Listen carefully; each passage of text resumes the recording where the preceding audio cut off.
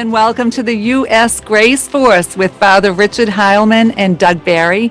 I'm your host, Angela Tomlinson, and we want to welcome our audience that are listening in on WSFI Catholic Radio, which is being broadcast now on 88.5 FM and 750 WNDZ. So today's show is focused on having your most powerful and best Lent ever. I had never heard that expression before, but I did hear it this past week, and I was so excited. It kind of took the drabbiness out of Lent and made it an exciting time for me personally. And if you're wondering what you should be doing for Lent, or if someone you know is living with anxiety or sadness or feel tormented right now, then stay tuned because this is going to be the show for you. Before we get started, I just want to introduce our guest, Father Richard Heilman. In addition to initiating the U.S. Grace Force with Doug Barry, he is the pastor of St. Mary of the Pine Bluff Catholic Church in Wisconsin, the creator of the Combat Rosary, the initiator of the Coast to Coast Rosary, the founder of Roman Catholic Man, a men's faith formation site, which was ranked as the 16th top Catholic blog in the world. He is the author of the Church Militant Field Manual, along with 5 other books, which are calling men to special forces training in the life of Christ. He is a leader with Cardinal Burke of the Catholic Men's Movement, the Holy League, the founder of the Ladies of Divine Mercy, which is dedicated to women's faith formation, and he's also involved in the pro-life activities as chaplain for the Vigil for Life and the Women's Care Center. Last month, he talked a little bit on the show about his new initiative with 90 Days to Peace. So we're going to talk about that in a few minutes. Father's writings are available on the U.S. Grace Force and Roman Catholic Man websites, or you can subscribe to his podcast of his Sunday homilies on Apple Podcasts or Google Play Music, or you can browse through them right on St. Mary of Pine Bluff Catholic Church's website. Welcome, Father. Good to be with you. Thanks for having me. You're welcome, Father. That was reparation. I was so excited to have you on the show last month. I just stumbled all over your bio, so I just I didn't let that happen again. And then we also have Doug Barry. Doug is the founder and director of Battle Ready, which is a mission of Radex. You can go to www.battlereadystrong.com. He is the devoted father and devoted husband and father of 5. He's the founder and director of the Catholic ministry Radex. And since 1992, he has traveled both nationally and internationally to help spread and defend the Catholic Church. Speaking to his young and old alike through television, radio, and live appearances, Doug was seen as co-host on EWTN's television program Life in the Rock for several years. And now he's seen as the host on the television program Battle Ready on EWTN Global Catholic Network, which I believe airs on Monday evenings. Battle Ready is a mission of Radex that helps strengthen and encourage the soldier of Christ to be aware of, prepared for, and engaged in the spiritual fight that we're in. So welcome, Doug. Thank you very much. I appreciate the chance to be here. Thank you. So today we're talking about Lent. So before we get started, what is Lent? Doug, you want to go? No, Father. That is definitely your jurisdiction and expertise well above mine. So we're going 40 days and we're heading toward Holy Week, right? Where we remember and we celebrate in a way Christ's sacrifice that he made for us. But then, many thought it's over, it's done. But then he rose from the dead on Easter Sunday. That's our journey. So Jesus loved us so much, that he was willing to suffer, to be persecuted, to be put out, and ultimately to be led carrying his own cross, the crown of thorns, the scourging at the pillar, and then his hands nailed to that cross. He loved us that much that he was willing to sacrifice that much. And so he died for us, right? He died for us.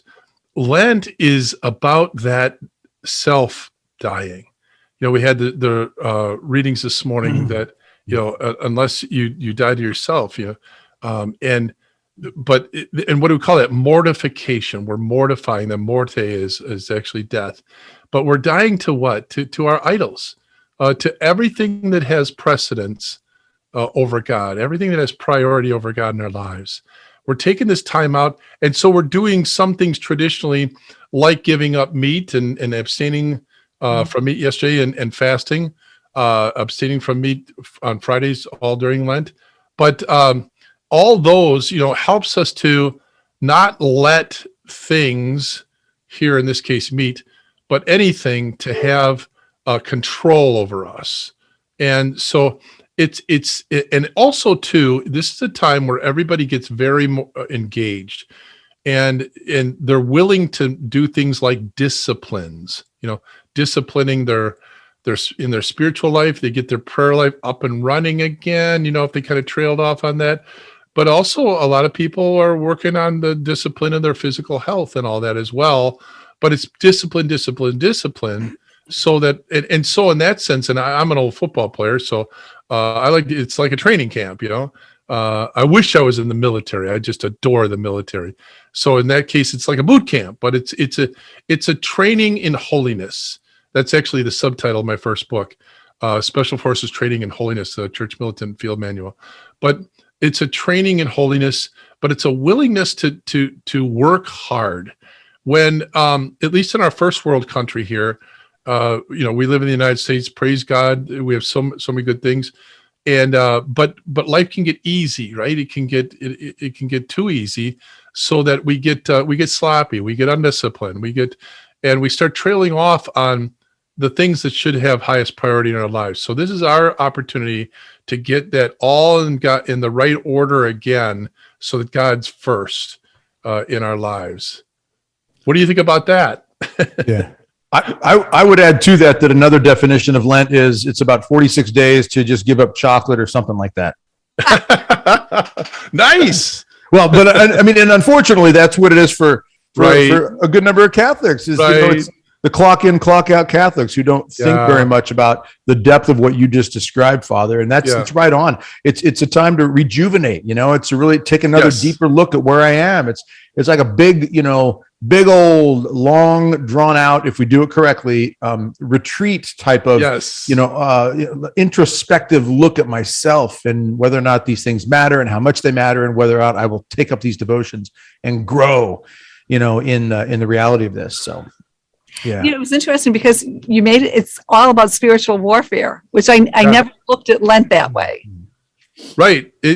And that's really what we're concentrating on this particular Lent as well, with the 90 Days to Peace that we're doing together. Is we started on Ash Wednesday, and but what are we doing in terms of what you just said, spiritual warfare?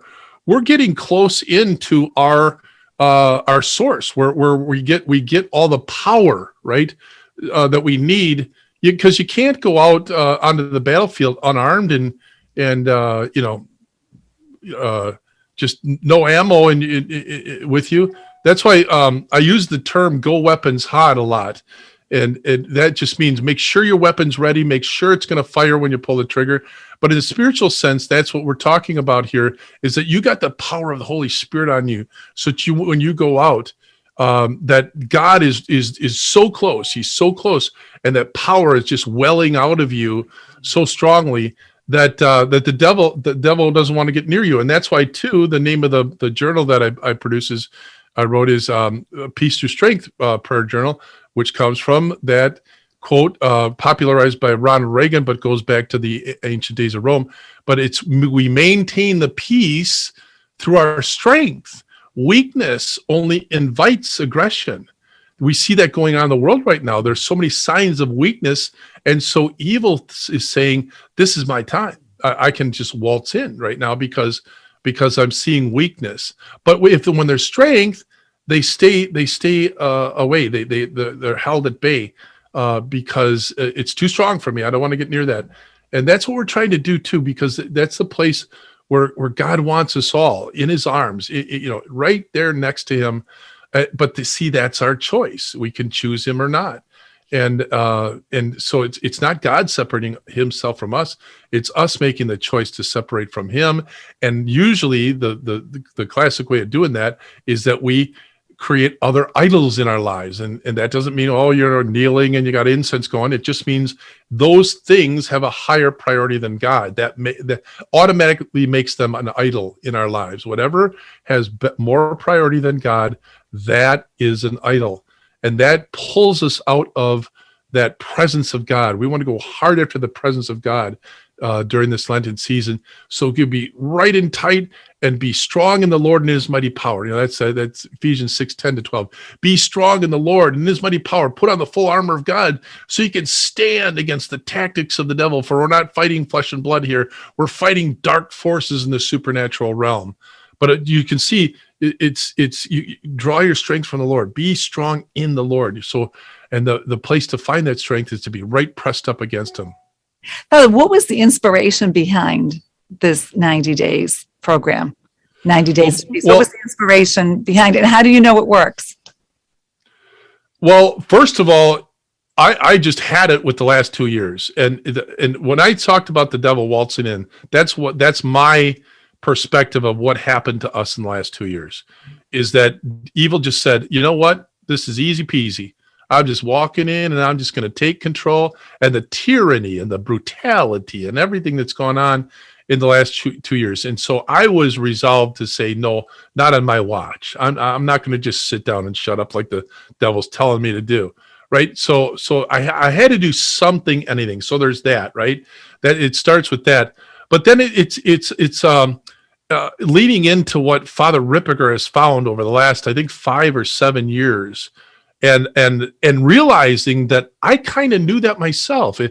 And what is it? It's that I'll put it this way first. So my perspective was, I love spiritual direction, and people will come and they'll share what's going on in their life and the challenges they're facing and the turmoil that's going on in their life. And I listen, and as I should. But when it's my turn to talk, I go, can you tell me about your spiritual life? And I feel like I'm a doctor, kind of diagnosing what ails them, and as I should.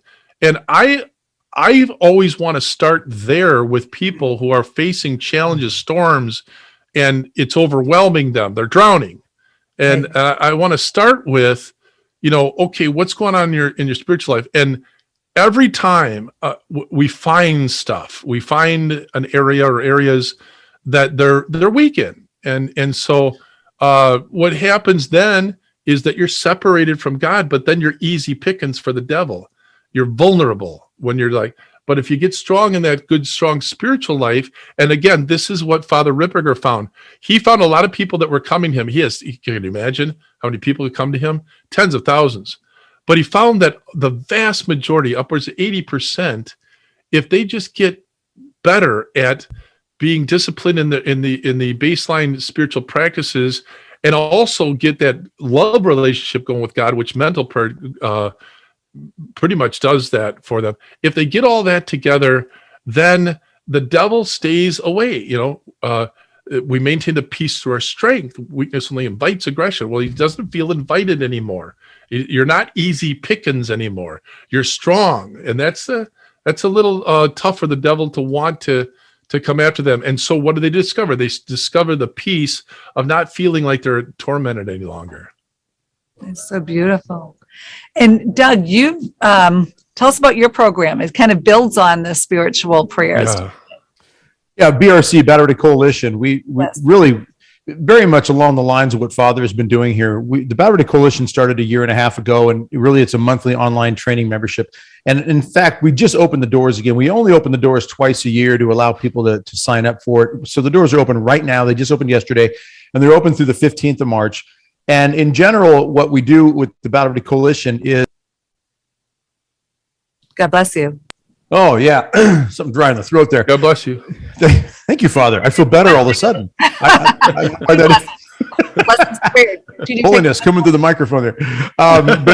But seriously, yeah, we do a monthly training program. So people can get on board if they want to sign up. Go to brcoalition.com. brcoalition.com. Doug's really inspired me. I just real quick, I keep going there about Doug, but I'm like lifting weights now, and I'm doing like the special, fasting diet and all this stuff. But that's the physical part. But the spiritual part of Doug's inspiration really went a long way to inspire me to do what I'm doing with the journal. But keep going. I'm sorry, Doug. I just wanted No, thanks, Father. I appreciate that. Yeah. And really that's what it is. It's an approach that's really, it's body, mind, and soul. There you go. Double bicep shot from Father there.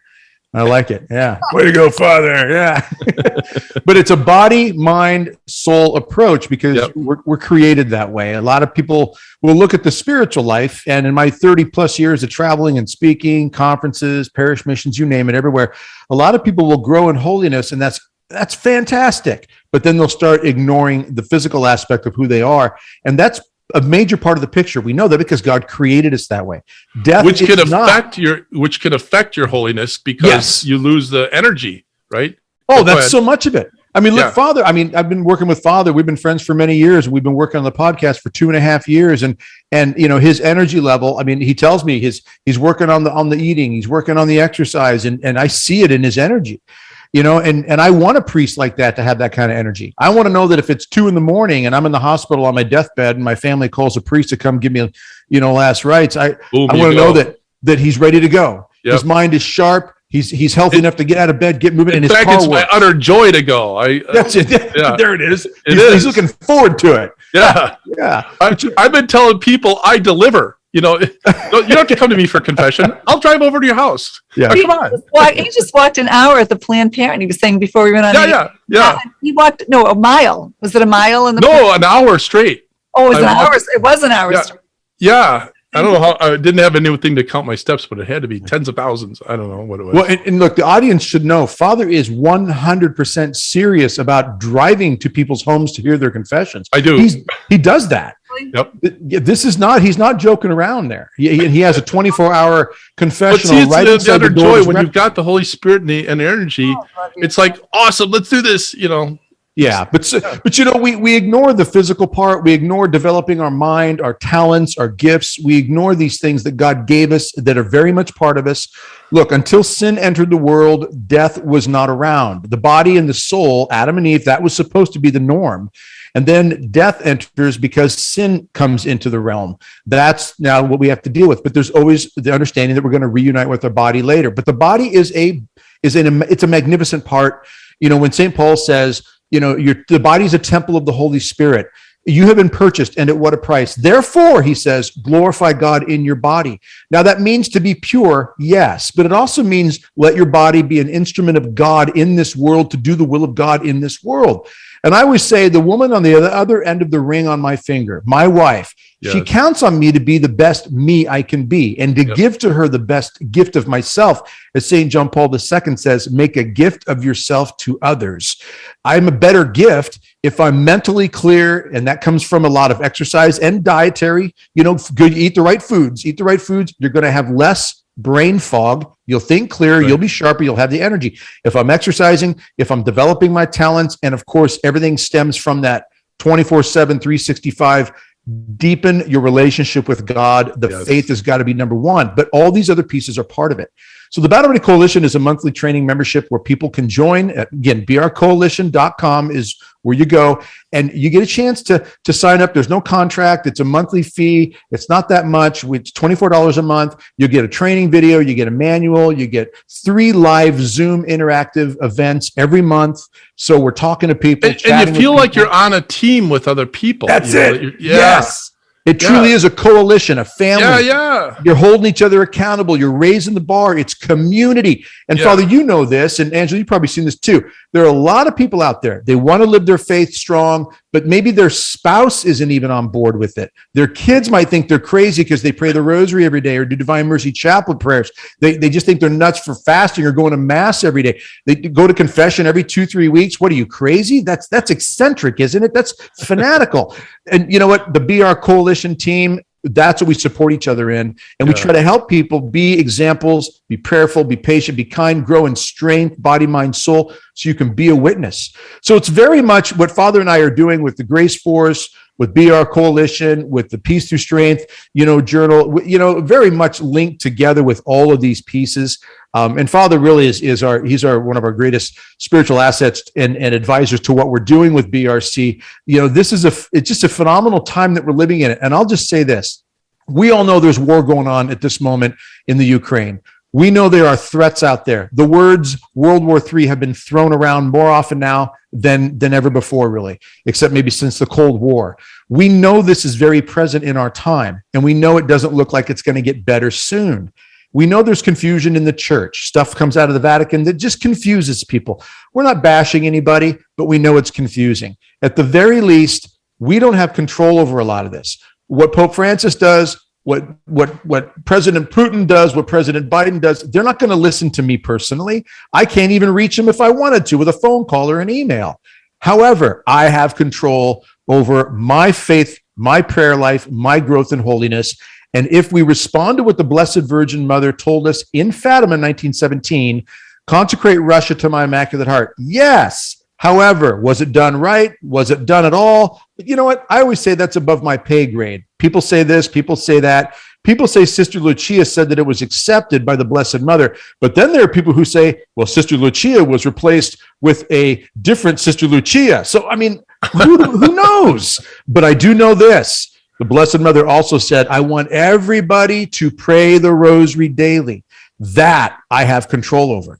Yep. I have control over going to confession, converting, fasting, and praying. And if I focus on that and I can train those around me that God entrusts to my life to do those things primarily, and that's what Father's talking about with Peace Through Strength, get on that prayer protocol, that sacramental discipline, get holy.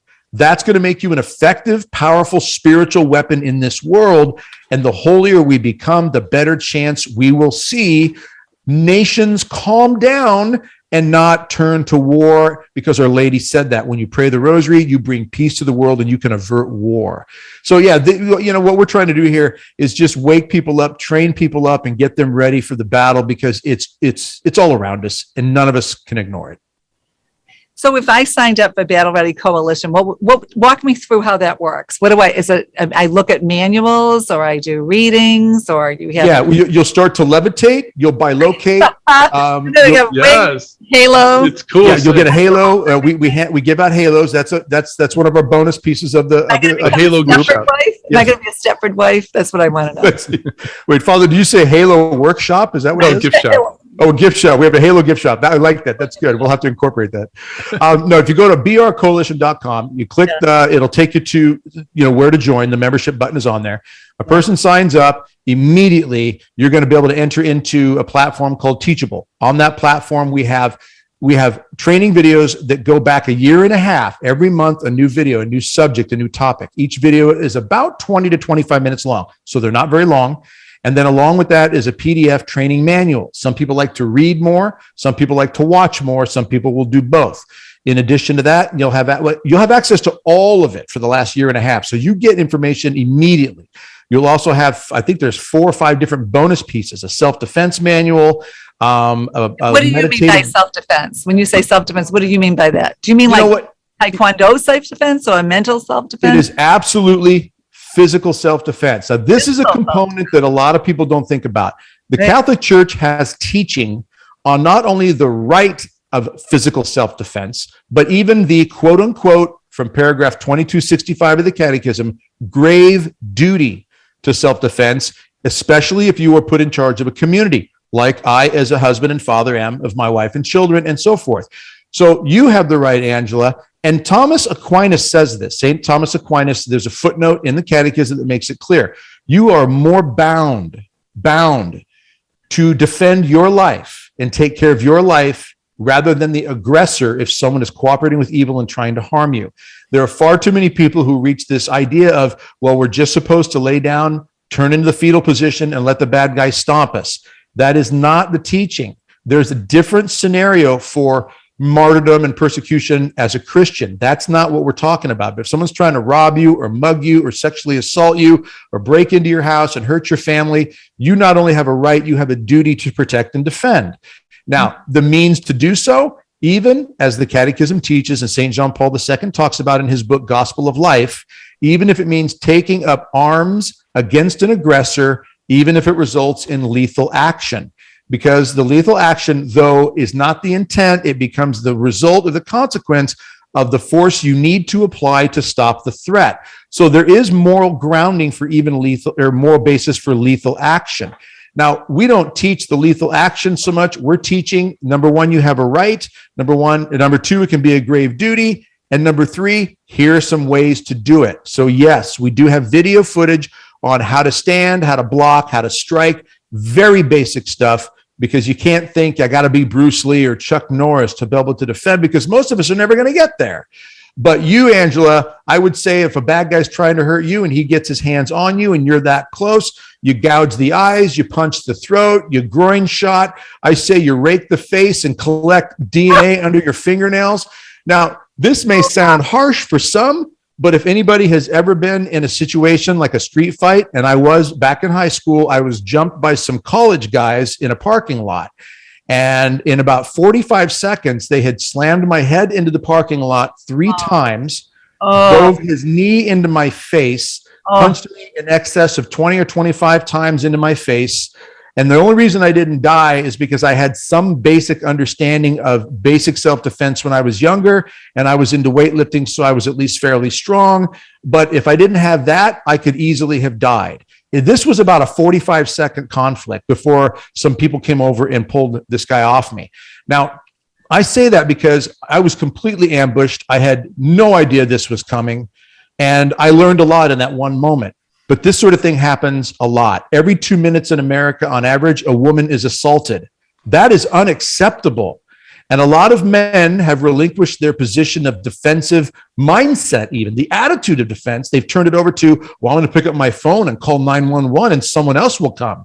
And I just think that's unacceptable, especially for us men. So we do want to teach people not to be warmonger, crazy maniacs. That's not it at all. It's a very Christian perspective of, my job is to protect and defend, just like I am to feed and clothe and give drink and shelter and care for the medical needs of someone and so forth. I also need to protect them if someone is being attacked by somebody. If you're screaming in a parking lot, Angela, you want someone to come and help you.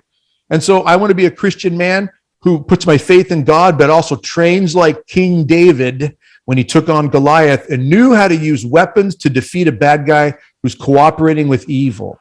So yeah, we do teach that in Battle Ready Coalition. I thought you were going to say the St. Michael prayer. I had no idea you were going to answer that question, Doug. No, it's spiritual. Yeah, spiritual and physical self-defense. Oh, hey, Angela. Angela. Yes.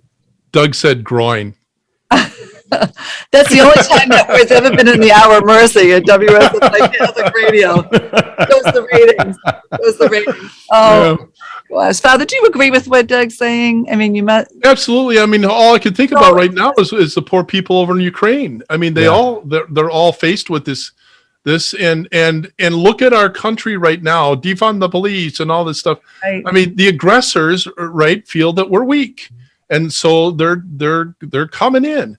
And they feel like they own the place, the smash and grabs that are going on and all this. And how can we sit by and see someone being attacked and I don't know, start filming it on our phone or, or call 911 and by that time they're dead before they get there. I mean, we got to be ready. And I think it's an act of charity for us to have at least basic understanding about how we can defend not only ourselves but other people in the face of aggressive attacks. Well, and I'd like to add to that. I'd like to add to what you just said, Father. And Angela, think about this: the better trained you are far less likely to get in a conflict.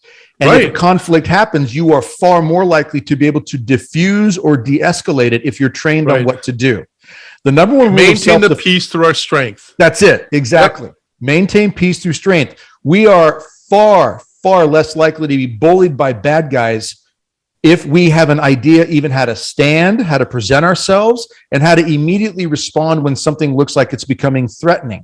Bullies pick on people largely, most of the time, even spiritual bullies Pick on people who are weak and who will cower and who have no idea what to do when conflict begins. Spiritually, when a conflict begins, grab the holy water, grab your rosary, make sure your brown scapular's on, get to confession, say the St. Michael prayer, turn to the Auxilium Christianorum spiritual warfare prayers. These are tactics of spiritual self-defense. Physically, same concept. Someone comes to my door and it looks like a threat. I need to let them know I'm not an easy target. So you harden the target spiritually, you harden the target physically, you become less of a victim in these different areas. You're a peacemaker by being strong. I just show them my guns and off they go. It's interesting. I see now why this is, it's coming together, why you say body, mind, and spirit, because for someone like me, I would have to have my head in that game. I would have to, you'd have to change the way I think. Right. To be able to do it. It's not just the physical capability or my prayer life. It's my mental attitude. Right. And I would have to become what's the demographics of the people that are in that coalition? Oh, you know what? I would say 60% are women who are in the age range of say 40 to 70. Really? Oh yeah. But then we have young. They're the most engaged. I've noticed that too. Yeah, they are. Yeah. We have a woman on here, and we've announced this currently in our webinars we did yesterday, and we have a webinar tomorrow. If anybody wants to sign up, go to battlereadycoalition.com, sign up for the webinar. But we have images of a woman. She showed us a before and after picture, and this lady, her name is Marcella. She lost 95 pounds. She lost 95 pounds and has gotten herself in great shape because she's been following these very basic approaches of controlling her food intake. 95 pounds she's lost. Wow. I missed that because Ann Brennan just brought in as a gift for me. We were talking about she bought a group of them and she's handing them out. So I'm sorry. Could I That's the Peace Through Strength prayer journal. Yeah. Gorgeous. Good looking book. It is gorgeous. I wanted it. Here it is without the wraparound. I wanted it to say we're serious about this, and so it's leather bound. It's got gold edges, and I had that copy that you gave me. Remember, I had to sell it so I could make some money and buy some gas. Now that the price of gas is going up. Okay, we'll go back. Just kidding. I'm in Illinois. Where are you based out of, Doug? I'm in Texas. He's Texas. I'm Wisconsin. Oh, you have it easy in Texas. I'm Wisconsin. You got to say that way. When you guys come up for vacation from Illinois, because you always do, you got to say Wisconsin. And then you ask for the bubbler. What's the bubbler? The water? The water fountain. The water fountain, yeah. But I digress. I love Wisconsin. But on your point, Angela, we have all ages. We have people who are in their 80s. We have families that are young that are homeschooling their kids. And we've got everybody in between. We ask people to consider join brcoalition.com, become a member. It's one membership per household. So it's, you can bring your whole family into it. We really want people to get trained up. We are very linked with what Father's doing. It's been just a tremendous opportunity to work with Father and just be able to offer this out to the U.S. Grace Force members that Father has built up over 77,000 or so U.S. Grace Force members. How many? 77,000? Yeah, I think with this campaign, we went over 80,000. Oh, wow. Okay. Yeah. Fantastic. Army. You're building the Christian army. We're bigger than the Coast Guard. I'm going after the Marines next. Oh my gosh. So someone lost 80 pounds. Is that what you were saying? 95. Yeah. Wow. Marcella, God bless her. And how do we go? Tell us that site again. Well, brcoalition.com. And from there, you'll find all the information, the ability to sign up, the membership, and just different things that we have on there. By the way, I'm down 50 since Battle Ready Coalition. So. Nice. Yeah. 50 and then pounds. I put on a lot of muscle too. I'm showing the he's getting the muscle back. Yeah, Father is in our documentary. Battle Ready Coalition has a production company side of it, and we're putting a film together called Doomed to Repeat It, and it's based on how tyrannical governments actually use especially fear to manipulate people. So it's about things that have happened with viruses, all the way up to wars and other manipulative measures that tyrannical, power-hungry governments use to overwhelm and oppress people. And it's historical. We're going back in history, in the current, And Father is our spiritual expert in the film. And then we've got 5 other experts. We have a Cuban refugee, 80 years old, who got out of Cuba under Castro.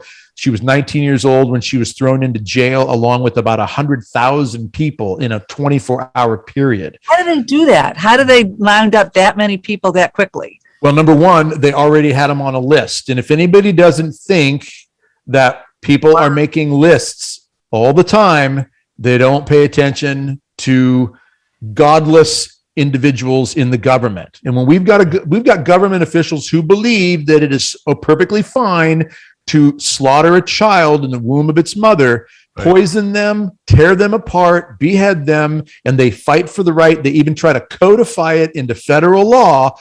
We have government officials like that. You have to realize that they're pretty much willing to do anything. So we have to be aware of that and fight this battle on every level we can, but it begins spiritually, politically, in the school board meetings. We just have to be paying close attention, because Cuba is a perfect example. Recent Canada is an example of what's been going on when governments can get oppressive. I mean, there's all these different examples, too many to mention right now. Were you surprised at what happened in Canada? Were you surprised at the government? I really wasn't. I don't know about you, Father, but one of the reasons I wasn't is because when Fidel Castro died, Justin Trudeau was one of the national leaders who gave a eulogy that was glowing. He admired Fidel Castro. All this is documented. This isn't conspiracy. He admired Fidel Castro. And he also has spoken openly about saying that China, he likes how China operates, because when they want to get things done, they do it right away. He also was caught, maybe it wasn't even caught, it was out in the open, with military exercises with the Chinese military. So his hand has been in these cookie jars of communist regimes in multiple ways. So it doesn't surprise me at all. Plus, I have a couple of friends who used to be in Canada are now down here in the States, and they've been telling me for years that the whole country was moving that direction under Trudeau. Wow. Yeah. I mean, when roughly 50 Catholic churches were burned, and his response in so many words was, well, yeah, it makes sense. I mean, people are upset. I mean, there was no, we're going after them and seizing bank accounts and none of this for people who were burning down churches. Right. And yet it happens to the truckers. So yeah, it didn't surprise me at all. Father, what about you? Were you surprised at the whole crackdown in Canada? Yes. Cause I don't dig as deep as Doug has in all this. And Doug's learning me, on a lot of this stuff because this has been his passion and his career. Yeah, for 30 years. Dig into all this. God put you on the earth for this time. Yeah. And so I'm red pilling on a lot of this stuff, and to an extent, you start going. I mean, you can't make this stuff up. It's shocking, and but at the same time, I get what Doug's saying too, is that it was heading in full on in that direction for a long time. And so in that sense, it's not surprising. Well, look at Putin. I mean, he was on the border. He's going, no way he's going in, I mean, and he did. Yeah. And it just, so that's a shock to me. Everybody's like, oh yeah, it's going to happen. No, it's not going to happen. It happened, and same with Canada. It's just never thought I'd see the day. You know what you meant? You played football, Father? Yeah. I was all state.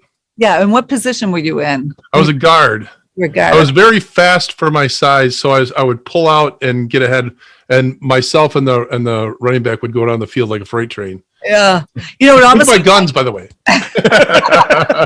It almost when they're all piling on and they're all tackling, and you wonder what's really going on underneath all of those bodies, all the pushing. Yeah. There's something with this Russia and Ukraine. I wonder what's really going on at the bottom of that pile. Oh, yeah. Now, Doug could go on for another hour. There's a can of worms. What's going on under that pile, the pushing? No, we've had that conversation. Doug knows stuff. Yeah. Well, I think that's why what you're doing is so important, though, because it can make you crazy with fear. Right. And, it can. And I have people around us that they're like, oh, they're mentioning the word nuclear now. Yeah. Never heard of it. And I'm going to say it. That can happen, but... it's, my wife and I were talking about this recently. 3 years ago at this moment, my wife and I were preparing to move from Lincoln, Nebraska to East Texas. And we were going through the house as you do when you move, and you're packing stuff up and you're giving stuff away and you're deciding what you're taking, what you're not. And in our conversations for those weeks and months as we got ready, we never used the term vaccination passport. We never used the term lockdown. We never used the term mask mandate. We never used those terms because they weren't even on the radar. Right. Now look what we've been through in the last 2 years. I know. Okay. We never heard of the word Pachamama. Okay. We never heard of. And they would add new normal to it as well. That's another one. Another one. And so all of these things that we never heard of, even a year ago, 2 years ago, 3 years ago, and like Father's saying, oh, this will never escalate. This is just between Russia and Ukraine. Well, I just saw a report that Kakistan might be getting involved, or Kananistan, whatever. Oh, Kazakhstan. Kazakhstan, that's it. Yeah. Yes. So we hear these reports. I don't know if that's true, but what I'm saying is this is stuff that like Father says, you can't make this stuff up. These things are happening so fast. And I remember, a mutual friend of ours, Father Altman, had said that God is moving people around the chessboard very quickly right now. And we don't know exactly how all this is strategizing, but I do know this: in the church approved, and I emphasize that, Marian apparitions of the last 100 years, she has repeatedly warned the world of very serious consequences if we do not repent. Well, look what we've been doing. Before we even had the medical virus situation and churches got locked down, roughly 21% of Catholics were going to Mass at that time faithfully. Only 30% roughly believed Jesus was truly present in the Eucharist. Confession lines weren't really that long, if you think about it, in general. And now it's even worse in some ways, with less people going to Mass, and a lot of people are really doubting, and the faith has been really, really turned upside down with the difficult spiritual leadership. All these different things that have been unfolding around us. This is stuff that the Blessed Mother had told us was coming. So what is the remedy? Well, this is what Father and I are constantly trying to, with the platform that we have, we've been trying to get this word out best we can. This really is going to be resolved best, and it's going to get us through it the best when we are closest to God, right, to our Blessed Mother, fighting to be in that state of supernatural grace, right, and doing everything we can to cry that out from the rooftops. Right. Everything else, yes, there are physical, natural aspects that will unfold. There are wars that will go on. As right now, those people need to be defended. The innocent need to be defended in whatever war you're in, and people need to be fed. And there are refugees, estimated 1 million have already crossed the border into Poland. They say that number may reach 10 million. So you're talking about major displacement, all of these sorts of things going on. What is our recourse? Because when people listen to this, they can go, oh no, it's too much. I'm overwhelmed. This is why Father put this fantastic prayer journal together to make the emphasis on get holy, let God work from there. Yeah. It's about what should we, you have a strategy. And so it's a plan. And so what's phase one, or what do you do first? Well, the first thing you need to do is you need to get strong. You go to boot camp, right? Because if you're weak out there in the battlefield, they're just going to kill you. And so that's what went through my mind and heart. And I felt like the Holy Spirit was talking to me too, is that, okay, we've been rolled over, I think in the last 20, 30 years, but especially in the last 2 years, we've just been, and here's, that just popped into my head right now, is that I think that's what God's up to. It's his permissive will forcing us to get strong, and allowing in his permissive will this infiltration to challenge us a little bit more. And because how many people right now are going, wait, what's going on? And so they can no longer sit on the sidelines or sit on the bench, or however you want to frame it, but they can no longer sit idle. They got to do something, and that's exactly what God wanted. Well, Father, isn't that what Israel in the Old Testament that happened a lot to Israel, right? Yeah. Yep. Exactly. And he's done it throughout salvation history. Is he's allowed this to occur, wars and things like that. You think about World War II. You could say World War I as well. Let's pick out World War II. The churches were jammed, right? Yeah. I mean, people were so close to God, and they wanted to do just. Yeah. What's that? I said Chicago was jammed. I think they said that they had a candlelight vigil that filled up Soldier Field. Yes, yes. Remember that? Yeah. Yeah, but what was it? People said, we're weak. We got to get strong. And so they clung to God during that time. And what was going on? A horrible world war. But sometimes it takes that, right? For us to you know, what does it say? Good times produce good men. No, bad times produce good men. Good men produce bad times. I can't remember it off the top of my head, but Yeah. we're in that part right now where we had it pretty good for a while. We haven't had a lot of wars. 9/11 maybe. I mean, nothing too serious. And so we're just going shopping and golfing. Is this expression I always use, and just very comfortable. And then now 70% don't believe that's God on the altar. And that came out August 5th, 2019. And the Amazon Synod started on October 6th. And Doug mentioned it right now. Even just the optics of the pagan idol, but that was the response for the realization that we are in a crisis. We are sick as a church. When only 30% believe that's God on the altar, we're sick. We've got to get after getting healthy again. Okay, let's have an idol in the middle of the epicenter of the Catholic Church. So it's no wonder that we faced a plague over the last 2 years. It's no wonder that evil has just waltzed in and just said, no problem. I own the place now. Sit down and shut up. I mean, so at what point do we face such horror and challenges when we finally say we need to get strong? And that's what I think the people did in during World War II. They just clung to God. We need to cling to God again. You had a beautiful quote someone sent. I don't know, was it you, Doug, that sent it out? But it was talking about if there's anything that's blocking, these attachments.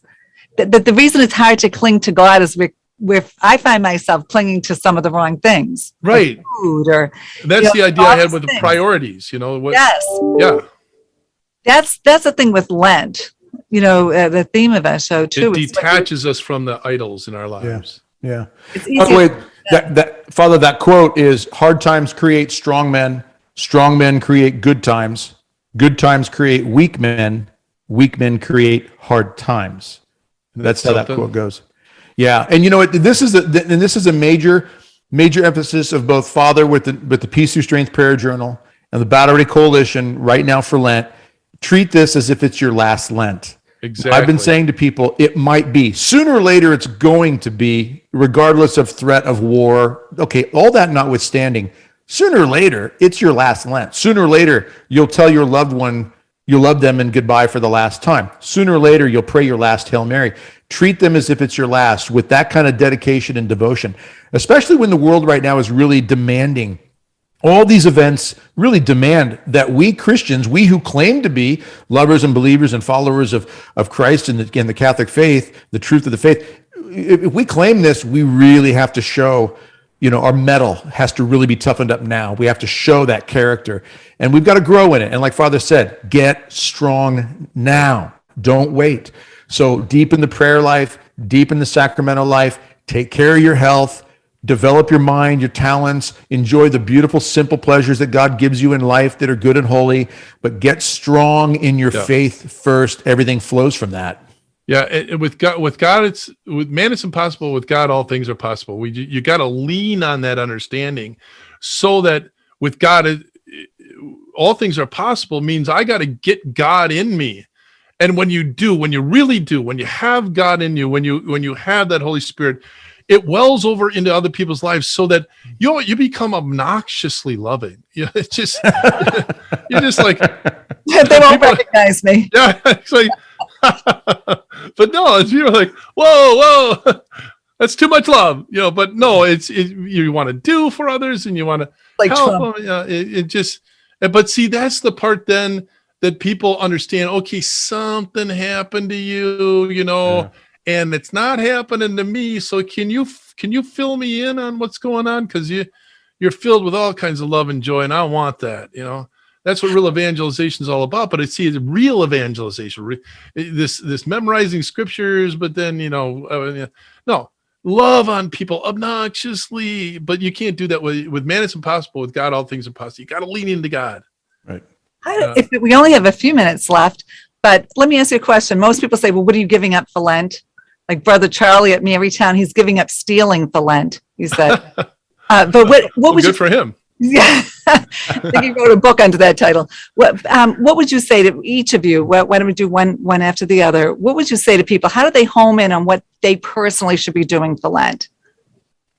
For me, I think we do candy and a lot of things, and I think that's important because you get that's a nice expression of love that I craving this so much, but you know what? I'm not going to have it because I love you too much. So that's what I think that's all about. But the thing that I'd ask people to think about is comfort, and your routine. Where I'm going with that is offering yourself your time and your talents that you've been given. That is just such an amazing treasure. And I think that's the place where a lot of people are caught, is that, oh, do I love my routine? Oh, do I love my comfort zone? And, oh, you're going to ask me to do something that's going to take me out of that. That's a big one. Okay. For a lot of people, maybe consider that one. Okay. Maybe consider that one. It's rise a little bit above candy. Okay. Yeah. How about this one, Father? How about this? Yeah. The one thing you can do too. Exactly. Yes. Prayer journal. I'm so excited about it. Yep. Tell people one more time how they can get it. Sure. RomanCatholicGear.com.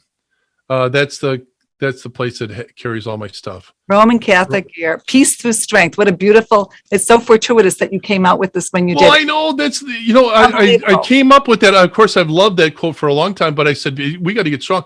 So peace through strength. And that was several months ago. Look at the news right now. Every commentator is using the expression peace through strength right now because they're realizing we're weak and evil is just having a field day with that. And we got to get strong. They're using that expression over and over right now.